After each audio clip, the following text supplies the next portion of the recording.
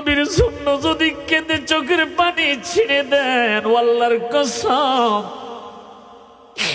এই চোখের পানি বৃথা যাবে না।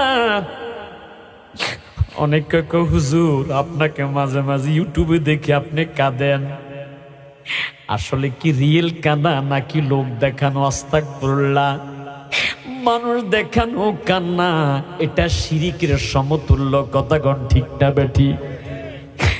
আল্লাহ মাফ করুক। আমার নবীজির কষ্টের ঘটনাগুলো যখন মনে হয়ে যায়, চোখে পানি রেখে ধরে রাখা যায় না রে। নবী আমার এত কষ্ট করেছে,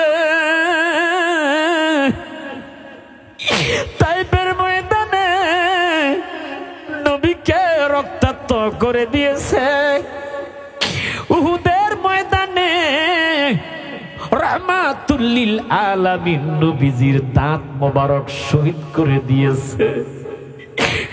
নবীর মুখ মুবারক থেকে টপ টপ করে রক্তের ফোঁটাগুলো জমিনে পড়ার আগে মালিক ইবনে সিনান দৌড়াইয়া এসে দুইটা হাত নবীজির দাড়ি মুবারকের নিচে এইভাবে বাড়িয়ে দিয়েছে।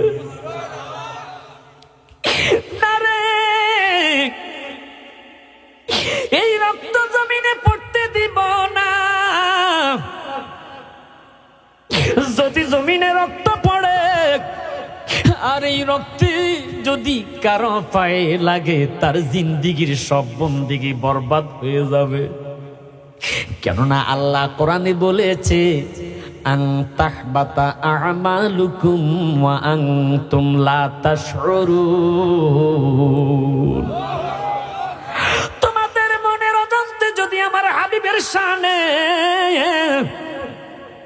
বিন্দু মাত্র বেয়াদবি হয়, আমি আল্লাহ ঘোষণা দিচ্ছি তোদের জিন্দেগির সব বন্দেগি আমি আল্লাহ বরবাদ করে দিব। চিৎকার দিয়ে কন্যা আল্লাহু আকবার। আর আমার দেশে বড় বড় আলেম যারা নাহু সরব বুঝে, কোরআন হাদিস বুঝে, নবীর শানে কত গুস্তাকি কত বেয়াদবি করতেছে। মিলাদ কিয়াম হয়, এরা নবীর শানে ইজ্জত হওয়ার ভয়ে দাঁড়ায় না, বসে থাকে। কথা কন, কি কষ্ট নিতেছেন বাবা?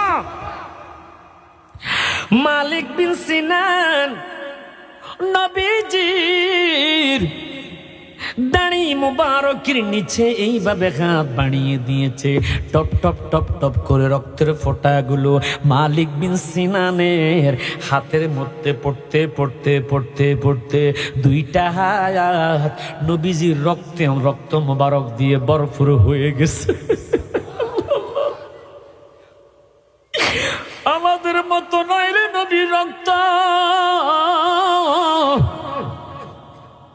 নবীর প্রস্রাব আমাদের মতো নয়। নবীর গাম মুবারক সাহাবায়ে কেরাম আতর হিসাবে ব্যবহার করত।